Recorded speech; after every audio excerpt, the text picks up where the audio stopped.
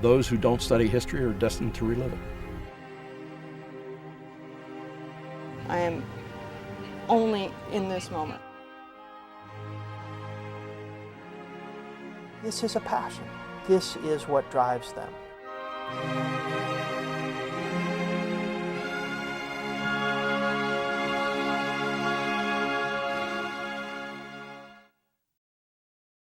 I've been reenacting for 7 years.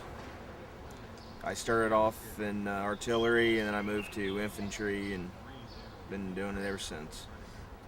Really don't know why I do it. I know a lot of people have fantasies about having once been in this time period, that kind of thing. I've never felt that way.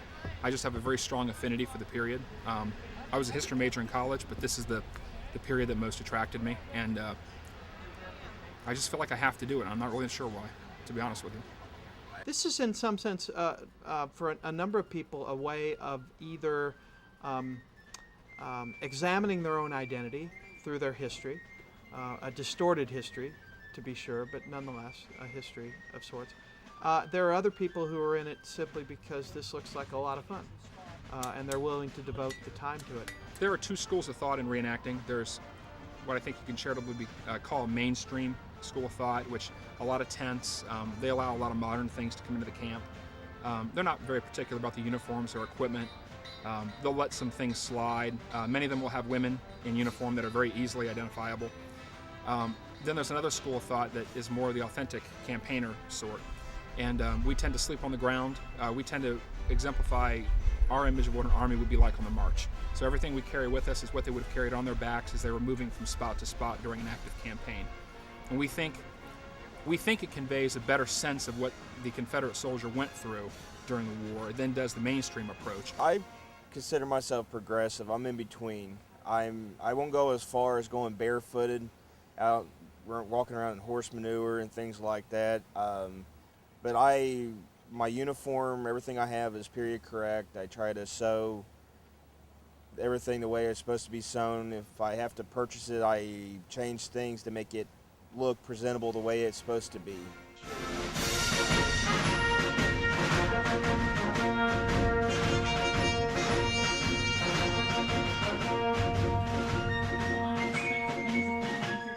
We do a lot of school days where we'll go into a school, we'll bring all our stuff, we'll actually fire cannons and things like that, make a whole day of it. The idea is we want to make history live for kids. You know, you can read about the Civil War, but if you don't have a picture in your mind, you probably won't remember it. Well, we provide a picture. It's not the best picture, it's not the most accurate picture, but I'll tell you what, when this gun goes off, they'll remember that. If that gets them to read, I'm happy. If we can keep one kid from going back and playing a video game, say, boy, I'd like to learn more about that, then I consider that we've done our job. I love it when the kids come and want to talk about it and they ask me, did girls really fight? And I get to tell them, yeah, they really did. You know, we've got 400 documented female soldiers that fought for a number of reasons, but primarily the very same reasons that the men fought, you know, pride and patriotism and loyalty, and they thought it was the right thing to do. And we're extremely concerned about the lack of historical knowledge in this country. It is abysmal. I was in Ohio Village about 11 years ago, and I was serving as a federal officer at the time, and I was wearing a full Union officer's frock coat. You couldn't have missed me a mile away. And a high school teacher taking her kids around said, oh, look, kids, there's a mailman. And I about fell over backward. I could not believe somebody would say that. And there's a big sign, Civil War Days, Ohio Village. You couldn't have missed it from a mile away. And I just thought, you know, this is why we do it, and this is why we come home sometime and just shake our heads and wonder if this is doing any good at all.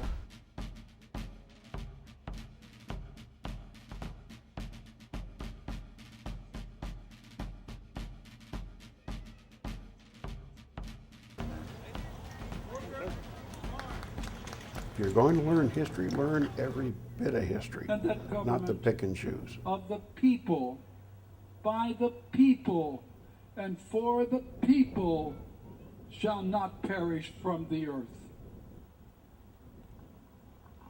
What benefit does it offer to the viewing public?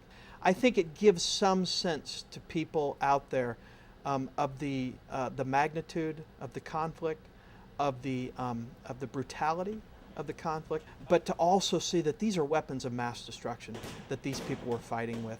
There is a chaos that pervades every battlefield throughout history, and that the Civil War, which has been so romanticized for so long, was no exception.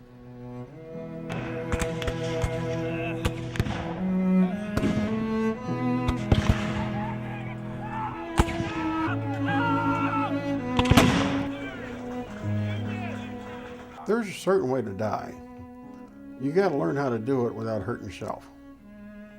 And if it's a real hot day, you go find some pretty young gal, and if you're really nice, she might let you put your head in her lap and might even help you. Last year, I was in line and we opened a volley, and the next Union volley on us, they fired on us, and I spun around, dropped my gun, and I had a patch with fake blood on it, and they actually almost stopped the battle because they thought I was actually shot in the eye with a live ammunition.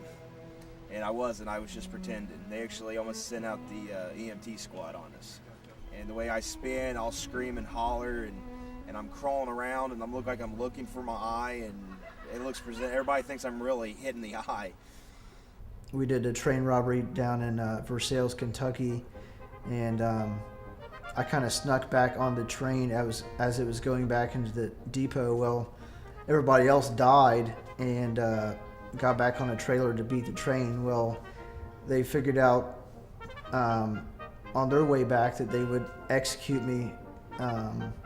So when the train got back, a couple of guys got back on the train, pulled me off the train, tied me to a flagpole outside, and then shot me execution style. So it's fun.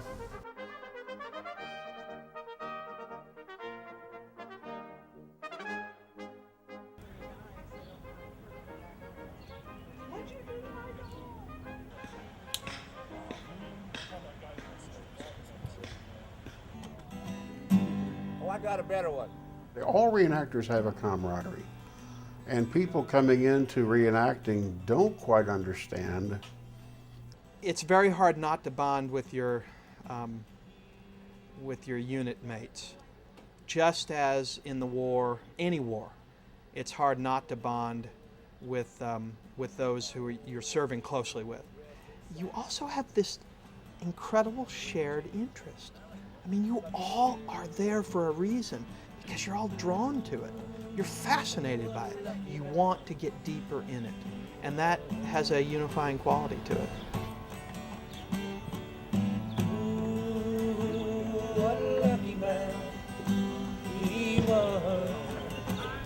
Yeah, reenactors are the kind of people who you would trust with the keys to your house. I am gay, but I bring my partner on these things. And these people are pretty conservative. And they have welcomed us just because they're just good people.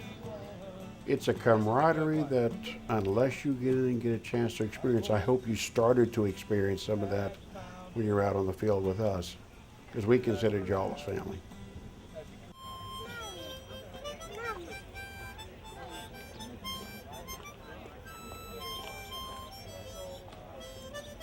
You'll see 2 and 3 generations. You'll see grandfathers, their sons, and their grandsons or grandkids around the camp. Well, actually, my father, my mother, and my brother reenact too. My father does artillery and does medical. My mother, she does civilian ladies, so she has the big hoop skirt and things like that. And I have a autistic brother. We actually have a uniform for him to come out. So everybody participates in our family.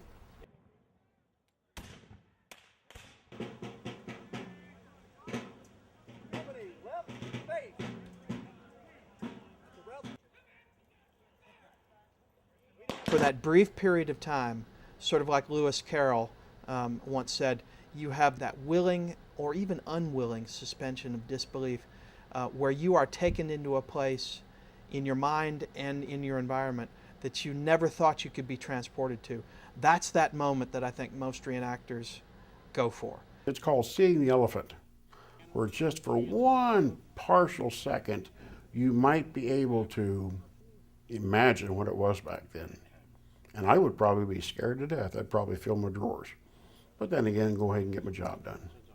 You're in that moment. It truly, for me, is that you're truly in the present. For me, I am only in this moment the whole time I do this. When those cannon went off, and they roared, and they barked, and the ground shook like I'd never felt in my life, that's when I knew that this was something unlike anything I'd ever experienced, and it's what I'd been searching for, and I had it once.